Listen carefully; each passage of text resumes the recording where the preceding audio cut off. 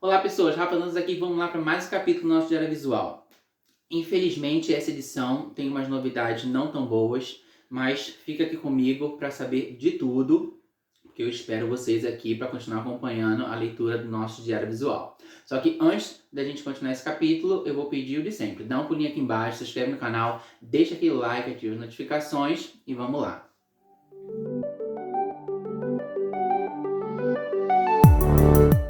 Projeto Diário Visual hoje em questão, capítulo 152. Cuidamos tanto quanto exigimos? Por que eu coloquei esse título nesse capítulo? Essa edição chega com o fim do Trevisan na história da G Magazine. E como vocês lembram no capítulo passado, a coluna dele não foi um desfecho, ou ele se despedindo, ou ele falando a respeito dos anos que ele escreveu para a revista, do quanto isso foi importante para edificar as nossas vidas, para a comunidade LGBT, mas simplesmente foi um texto continuado de um texto que tinha sido de uma edição anterior. E eu não acredito, pelo que eu conheço Trevisan ao longo de todos esses anos que a gente leu a revista, que tenha sido escolha do Trevisan ir embora da revista sem se despedir dos leitores que sempre o acompanhavam, porque ele era o campeão de cartas desde que ele começou a escrever. Então esse término abrupto com a G, sem a possibilidade de uma despedida, sem poder falar com o público que adorava ele e que, tipo assim, dedicava grande parte do seu crescimento pessoal, não só como LGBT, mas como pessoa, ao Trevisan, eu não acredito que tenha partido dele o fato de não poder se despedir desse público. Mas eu acredito que seja parte dessa época, dessa era de trevas do final da G, que realmente não tinha mais nenhuma preocupação, nem com quem deu tanto pela história da revista, tanto quanto com as pessoas que estavam ali consumindo a revista desde quando ela foi criada. Então, quando a gente vê, que eu critico bastante nas cartas as pessoas só elogiando, a gente sabe que isso é um oportunismo da nova direção da G, tentando fazer o público acreditar que estava indo tudo bem, quando realmente não estava.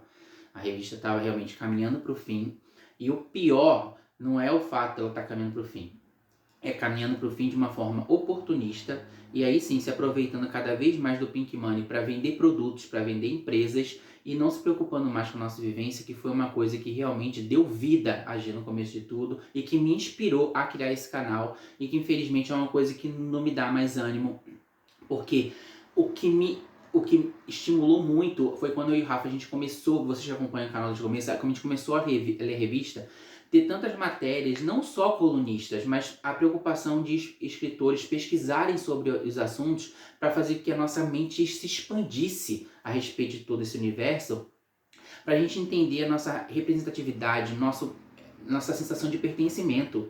Isso não existia mais. Até novas colunas que começavam a existir na revista, elas eram baseadas em vender produtos através de pequenas notas, porque até nas notas eles falavam nome de salão de beleza, nome de site, nome de evento. Então a nota não era simplesmente para ser uma nota ou falar sobre alguma coisa. Estava embutido ali algo a ser vendido através daquilo. Então a revista realmente se transformou em um grande catálogo, e a gente vê que a preocupação com o público LGBT não existia.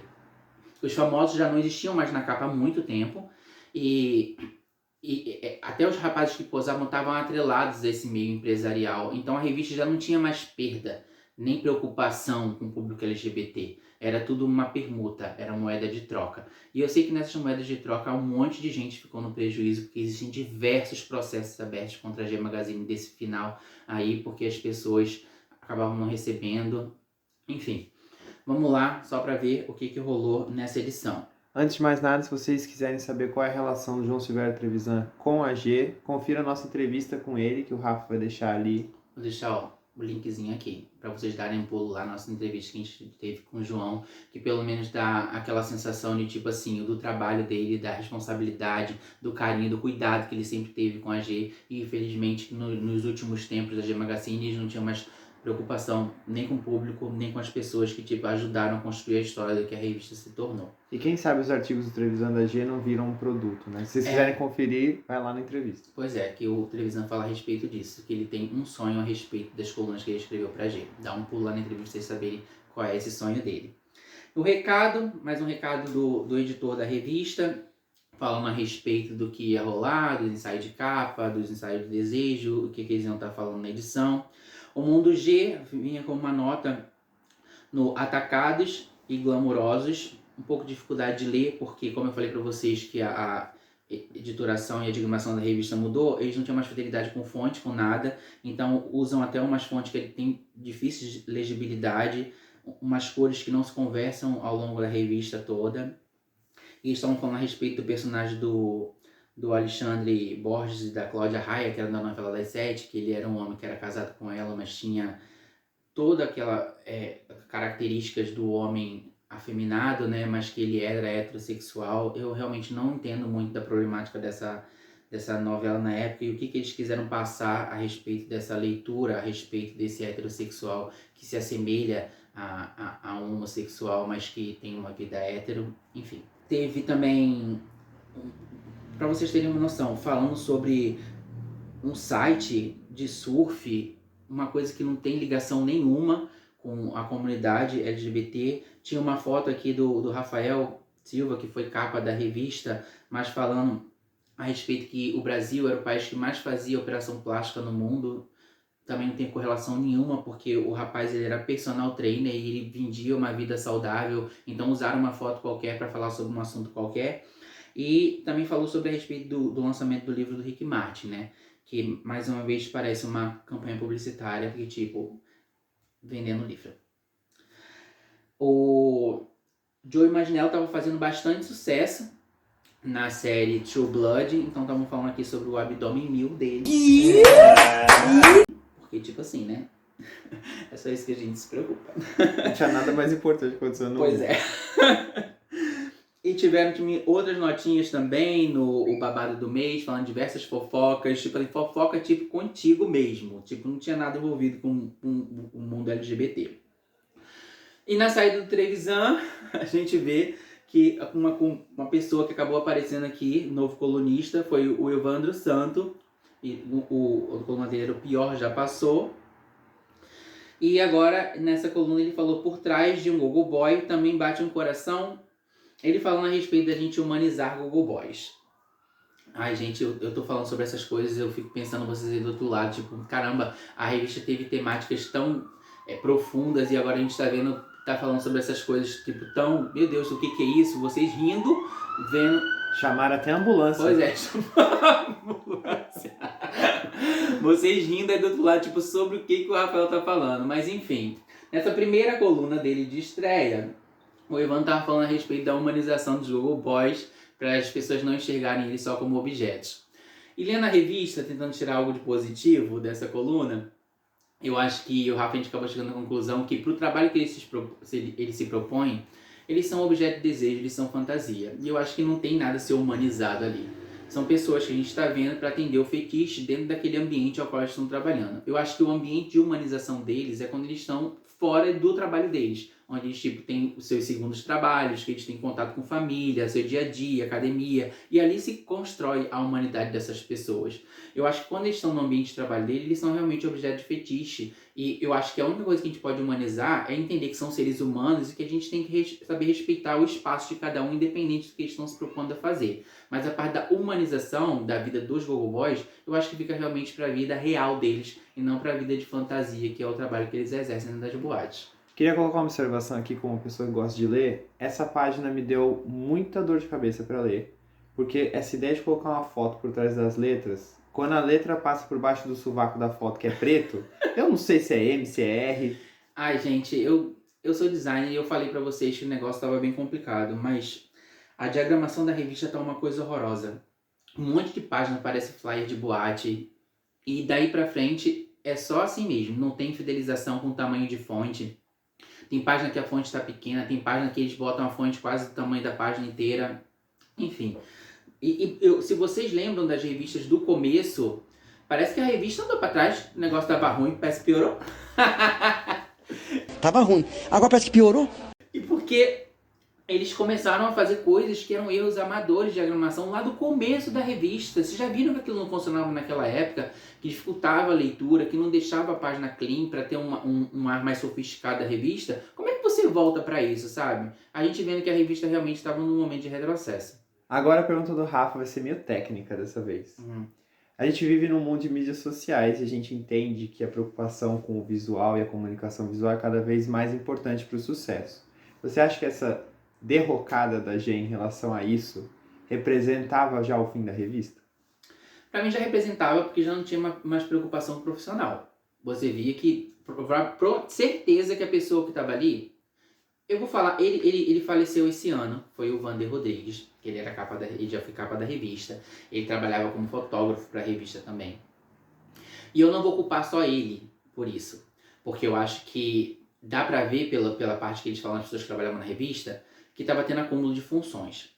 Então, o Vani estava trabalhando como produtor da revista nessa questão de ensaios, ele estava trabalhando como fotógrafo, ele estava trabalhando como diagramador da revista. Se você não tem pessoas para auxiliar isso, para uma revista toda que sai todo mês, você tem que se preocupar com isso tudo, como é que você vai conseguir dar o seu melhor em todas as áreas se você está tendo justamente acúmulo de função? Eu não vou culpar ele, eu vou culpar sempre a direção da revista. Porque a culpa não vai ser da pessoa que diagramava. Você tinha que ter pessoas que acompanhavam junto para fazer justamente essa curadoria, para saber o que melhor funcionava. Você bota uma pessoa para fazer 4, 5 funções e querer que todas as 5 saiam com excelência, não vai acontecer nunca. Isso em qualquer ambiente empresarial. Não é só na revista. Em qualquer trabalho, em qualquer função. Só que a gente está vivendo na era de as pessoas estão vivendo cada vez mais acumulando funções. E cada vez mais os trabalhos estão sendo feitos com menor qualidade. E a gente não pode culpar o profissional que está fazendo com menor qualidade, porque às vezes você está precisando do emprego e você acaba absorvendo todas aquelas funções porque precisa daquela grana. Mas vai ser quase que impossível você exercer o seu trabalho com excelência, fazendo um monte de coisa quando é para ser direcionado para profissionais específicos de cada área. Isso me lembra até os vídeos de vaga arrombada do Matando Matheus Grito. Na voz da BGLT dessa edição teve uma notícia maravilhosa. Agora temos o Dia Nacional de Combate à Homofobia, que, atendendo ao pedido da BGLT, o presidente da República, Luiz Inácio Lula da Silva, assinou o decreto que institui o Dia Nacional de Combate à Homofobia a ser comemorado anualmente no dia 17 de maio. Então, a coluna da voz da BGLT é o único norte que a agenda tinha nessa era, acho que até a revista acabar, de coisas que realmente passavam algumas informações a respeito do que estava acontecendo no mundo e a respeito das nossas vivências LGBTs, mas que acabou se tornando muito pouco, gente. Muito pouco, porque essas notícias elas não te levam à reflexão, não te levam a entender a respeito do universo, não levam você a olhar para dentro de si, entender mais a respeito de você, a respeito do ambiente que está ao seu redor. E isso não vai acontecer mais na revista. Eu lamento dizer, mas não vai mais acontecer. Aí, outra coluna que estreou foi o Nordeste G. Quando eu soube que essa coluna Nordeste G ia aparecer na revista, eu falei, bom, algum empresário lá do Nordeste da revista deve ter uma boa vendagem, deve ter comprado essa página para fazer anúncios de produtos e mais coisas. E é exatamente isso. Quando o Rafa começou a ler, aí falava, mala pronta, aí falava sobre, era um concurso de beleza, aí falava, o concurso vai ser aonde? No local tal, eu falei, propaganda. Aí falava outra coisa, tipo, personalidade, o colírio representa a beleza pernambucana, o jornalista. Aí depois falava onde o jornalista trabalhava, para onde ele escrevia, propaganda. Aí outro, beleza pura. Aí falava de um cabeleireiro que trabalhava com a Cláudia Raia, trabalhava onde? No salão tal, propaganda. Então, como eu falo para você, nas entrelinhas você acaba enxergando que a revista virou um grande catálogo de propaganda, de produto, de gente, de empresa, enfim.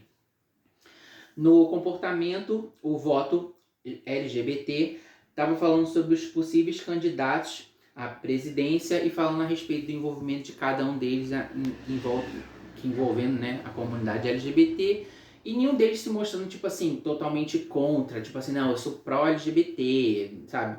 Época de campanha, gente, todo mundo é pró. Eu falo isso pra vocês. Não se baseia só no, porque aquele político LGBT, então vou votar nele. Olha a história dessa pessoa e olha o que ela tá fazendo agora e o que ela tá prometendo. Porque todos eles falavam que era pró o casamento no civil, e muitos deles que eram cristãos falavam que não era pró casamento na igreja, porque era conflito de interesse, mas que também era pró o casamento no papel no civil, para divisão de bens, essas coisas. E acabou que essa revista é de 2010 ainda, 2011, já nem lembro mais. Essa era de 2010.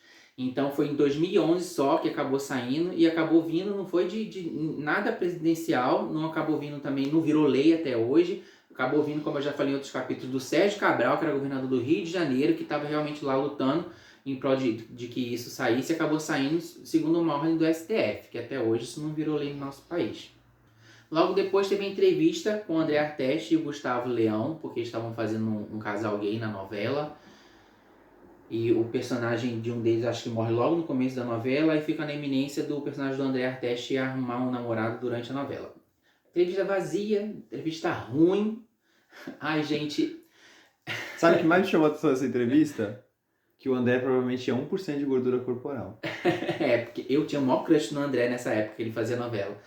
Assim, a culpa não é dos atores da entrevista ruim, a culpa é realmente da produção da revista. Porque ao invés de eles explorarem o universo, já que não está tendo matérias que falam sobre naturalização das nossas vivências, aproveita essas entrevistas com essas personalidades que estão fazendo, personagens LGBTs, para falar sobre o universo LGBT. Sobre o que você gosta, qual o seu pior defeito, enfim. Uma perda de tempo. Uma perda de tempo. Logo depois teve o perfil com a Salete Campari, drag queen que está até hoje aí, e muito ativa, tanto no movimentos LGBTs, como nas próprias redes sociais, fazendo sempre live. Mas ao invés de eu falar do perfil dela que a revista fez, eu vou recomendar vocês a darem um pulo no vídeo do canal Conto Contigo, do meu amigo Marquetito, vou deixar o link aqui em cima, que no LGBTQIA+, que ele fez da Salete Campari, maravilhoso, contando toda a história da carreira dela, falando da evolução da carreira dela, de onde ela veio, o que ela tá fazendo aí, ativa nas redes sociais, e como é que ela tá ainda trabalhando muito em prol do movimento LGBT. Eu recomendo muito vocês darem um pulo lá no canal para ver o vídeo, porque vale a pena. No Post e Afins, um monte de gente elogiando a revista, elogiando o ensaio dos meninos da edição anterior. E na fechação, com a Silvestre Montilla, ela entrevistou o Léo Santana, falando Bofilation, porque ele estava fazendo o maior sucesso com a música, né, o Rebolation. E até que ele tinha uma visão bem positiva a respeito de união homoafetiva.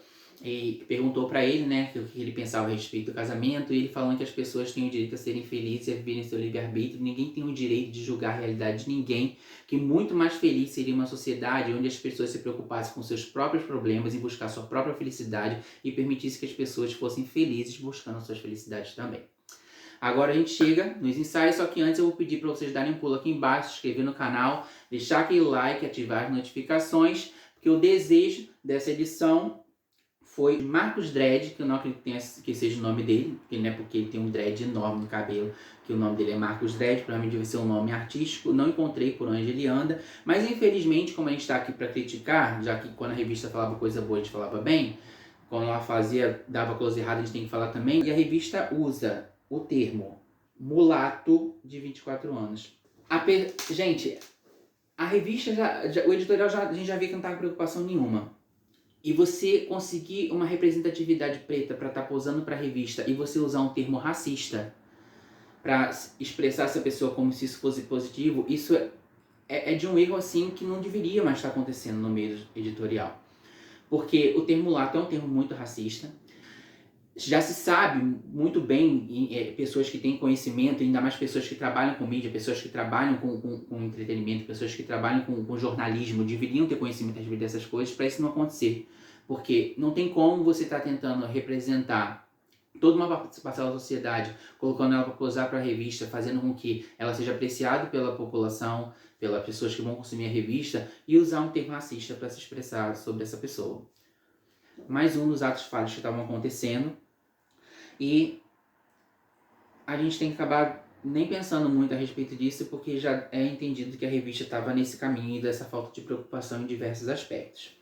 O ensaio de capa ficou com o Marcelo Racanelli, que nessa época trabalhava num programa com o Silvio Santos, e que o ensaio dele foi ele de bike, porque ele curtia bike, ele falando sobre a respeito das atividades dele físicas que ele fazia. A gente vê que a entrevista com ele parecia um conto erótico, péssimo, bem ruim mesmo. A gente, todo mundo que entende de corpo, de proporção, vê que eles falam coisas mentirosas na entrevista a respeito do tamanho do dote do rapaz. uma coisa completamente desnecessária, ainda mais para quem acompanha a revista, que já viu um Irã na revista, que já viu outros rapazes que posaram. Você pega esse menino que tem um corpo belíssimo, você não precisava mentir a respeito das medidas dele para tentar atender a um fetiche, uma expectativa de quem está comprando a revista, porque ninguém é idiota de ver uma foto e não saber sobre o que está falando. E a revista foi um surto, gente. A revista foi um surto, porque ele começou a falar do corpo dele, ele falando que o abdômen dele faz ele sentir sensações extrasensoriais a respeito da vida. Um surto. Lendo essa entrevista, eu só consegui lembrar da Lorelai Fox tendo reações cringe. Outra coisa que eu não podia deixar também passar dessa entrevista foi uma pergunta que fizeram pra ele, que, gente, eu não sei nem como é que conseguiram ter a coragem de perguntar pra ele: assédio bem descarado é gostoso? Do quê? Olha, não tem nem o que discutir a respeito dessa pergunta, porque não tem nem fundamento de tão absurda que é uma pergunta dessa, em vista da gravíssima situação que é uma pessoa sofrer assédio e você perguntar se um assédio descarado é gostoso. Infelizmente, era esse caminho que a revista tava, e com esse surto a gente termina mais esse capítulo. Gente, eu espero que vocês estejam começando a se divertir um pouco mais com as análises que eu tô fazendo, porque se antigamente eu falava com tanta seriedade a respeito das coisas, eu acho que daqui pra frente a gente tem que levar mais no tom de piada. Eu vou começar a procurar diversos memes para começar a inserir no meio dos vídeos, pra gente levar isso tudo na grande piada que a revista está se tornando mesmo. Mas vamos acompanhando para ver, porque realmente tem alguns ensaios mais para frente que são legais ainda pra gente saber, pra gente ver, e talvez surja alguma surpresa, né? Uma entrevista, alguma coisa. Então, a gente está lançado no abismo do inimaginável. Quero agradecer muito ter vocês aqui comigo mais essa semana e pedir de sempre antes de vocês irem embora. Dá um pulo aqui embaixo, se inscreve no canal, deixa aquele like, ativa as notificações. Meu Instagram tá aqui embaixo se quiser interagir comigo por lá. Comenta bastante, compartilhe o vídeo. Ai, gente, compartilhar o vídeo é engraçado agora, para o pessoal ver esse arregaço que a revista está se tornando. E até semana que vem. Até já já.